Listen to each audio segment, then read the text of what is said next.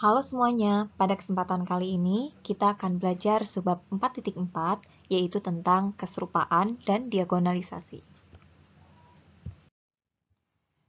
Pertama, kita pahami terlebih dahulu definisi matriks serupa. Misalkan diberikan matriks A dan B yang berukuran sama, yaitu N kali N, matriks A dikatakan serupa dengan matriks B jika terdapat matriks invertible P sedemikian sehingga P inverse dikali A dikali P sama dengan matriks B. Selanjutnya, jika A serupa dengan B, maka dapat ditulis dalam notasi ini. Ada beberapa catatan di sini. Matriks P bergantung pada matriks A dan B. Matriks P ini tidak bersifat tunggal untuk setiap pasang A dan B yang diberikan. Untuk melihat ini, sebagai contoh, misalkan kita punya A dan B sama-sama matriks identitas. Matriks identitas serupa dengan matriks identitas karena P inverse dikali I dikali P akan sama dengan I sendiri untuk setiap matriks P invertible apapun. Sebagai contoh, misalkan A matriks berukuran 2 kali 2 dengan entry 1, 2, 0, min 1, dan B juga matriks berukuran 2 kali 2 dengan entry 1, 0, minus 2, min 1. Maka A serupa dengan B.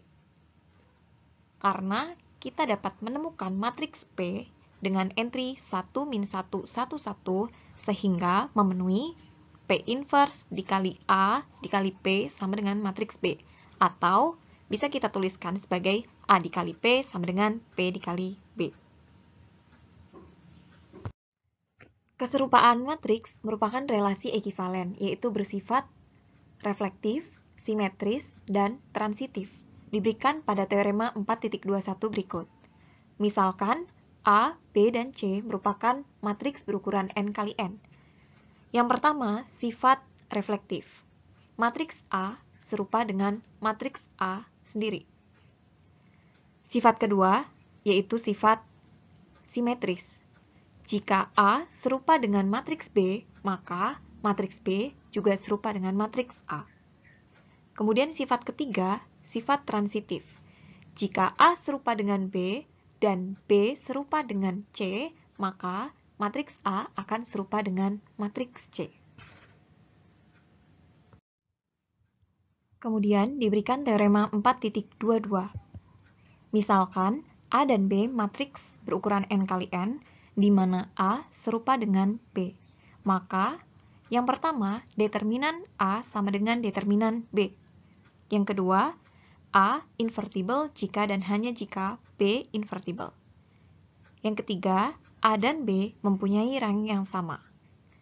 Yang keempat, A dan B mempunyai polinom karakteristik yang sama. Yang kelima, A dan B mempunyai nilai-nilai eigen yang sama.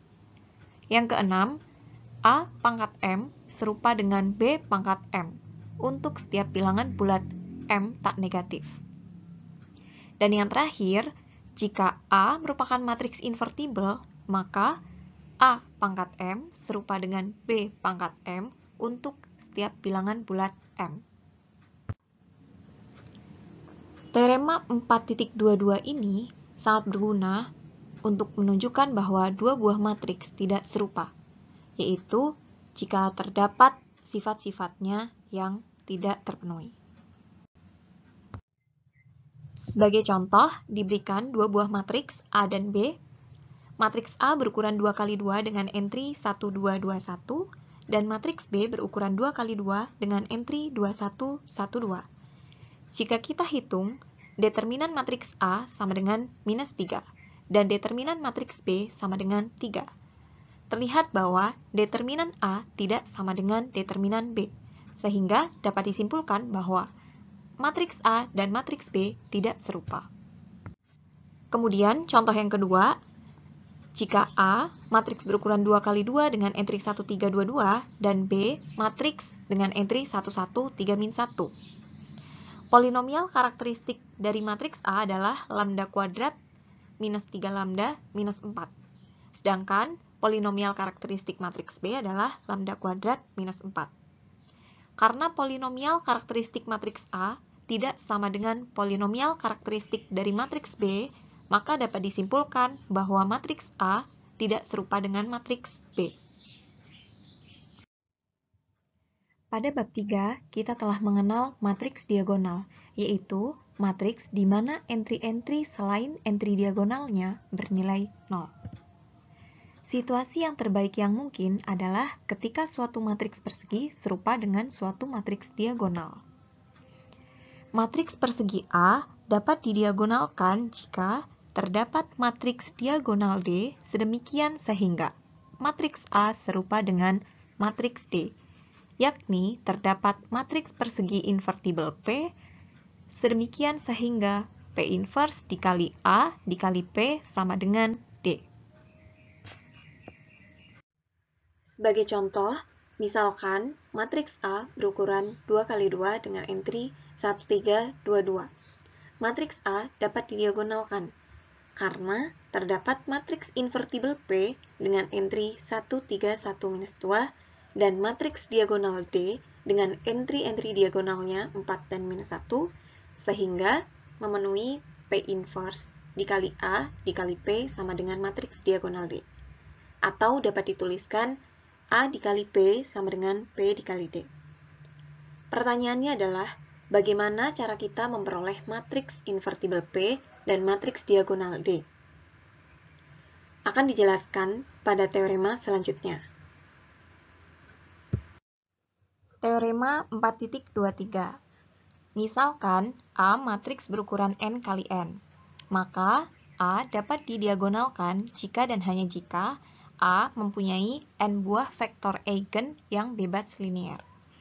Lebih lanjut, terdapat matriks invertible P dan matriks diagonal D yang memenuhi P inverse AP sama dengan D, jika dan hanya jika kolom-kolom matriks P adalah vektor-vektor eigen dari matriks A, dan elemen diagonal D adalah nilai-nilai eigen matriks A, terkait dengan vektor eigen pada vektor kolom P dalam urutan yang sama. Sebagai contoh, jika mungkin, carilah matriks P yang mendiagonalkan matriks A berukuran 3x3 dengan entry 0, 1, 0, 0, 0, 1, 2, minus 5, 4.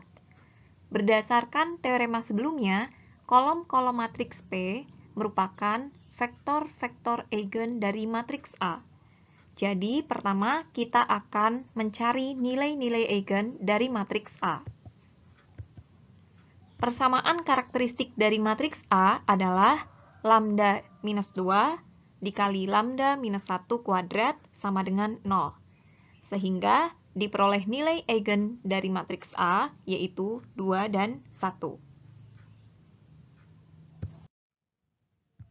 Kemudian, terkait dengan nilai eigen pertama, yaitu 2, akan dicari vektor eigen yang berkorespondensi dengan nilai eigen 2. Diperoleh, vektor eigen yang berkorespondensi dengan nilai eigen 2 adalah vektor berukuran 3x1 dengan entry 1, 2, 4. Sehingga kita peroleh ruang eigen yang terkait dengan nilai lambda 2 adalah span dari vektor 1, 2, 4. Kemudian, terkait dengan nilai eigen kedua yaitu 1, diperoleh vektor eigen yang berkorespondensi dengan nilai eigen 1 adalah vektor berukuran 3x1 dengan entry 1, 1, 1. Sehingga ruang eigen E1 merupakan span dari vektor 1, 1, 1. Karena A hanya memiliki dua vektor eigen yang bebas linear, sedangkan A sendiri merupakan matriks berukuran 3x3, maka dapat disimpulkan A tidak dapat didiagonalkan. Contoh selanjutnya, jika mungkin, carilah matriks P yang mendiagonalkan matriks A berukuran 3 kali 3 dengan entry-entry-nya adalah 0, 0 minus 2, 1, 2, 1, 1, 0, 3. Sama seperti langkah-langkah pada contoh sebelumnya, pertama, kita terlebih dahulu mencari nilai-nilai eigen dari matriks A. Persamaan karakteristik dari matriks A adalah lambda minus 1 dikali lambda minus 2 kuadrat, sehingga diperoleh dua buah nilai eigen dari matriks A, yaitu 1 dan 2. Terkait dengan nilai eigen pertama, yaitu 1, diperoleh vektor eigen yang berkorespondensi dengan nilai eigen 1 adalah minus 2, 1, 1. Selanjutnya, vektor minus 2, 1, 1 kita sebut sebagai vektor P1. Kemudian, terkait dengan nilai eigen yang kedua, yaitu 2, diperoleh dua buah vektor eigen, yaitu 0, 1, 0 dan minus 1, 0, 1. Vektor 0, 1, 0 kita sebut sebagai vektor P2 dan vektor min 1, 0, 1 kita sebut sebagai P3. Perhatikan bahwa P1, P2, dan P3 merupakan vektor-vektor yang bebas linier. Karena A berukuran 3 kali 3 dan memiliki 3 buah vektor eigen yang bebas linier, dapat disimpulkan bahwa matriks A dapat didiagonalkan. Dengan demikian, kita dapat membentuk matriks invertible P, di mana kolom-kolom P merupakan vektor-vektor eigen dari matriks A, yaitu P1, P2, dan P3. Dan juga kita dapat membentuk matriks diagonal D, di mana entry-entry diagonalnya merupakan nilai-nilai eigen dari matriks A. Perhatikan bahwa urutan penempatan kolom-kolom matriks P harus bersesuaian dengan nilai-nilai eigen pada matriks diagonal D. Kita lihat bahwa vektor eigen P1 berkorespondensi dengan nilai eigen 1. Kemudian, vektor eigen P2 dan P3 merupakan vektor eigen yang berkorespondensi dengan nilai eigen 2.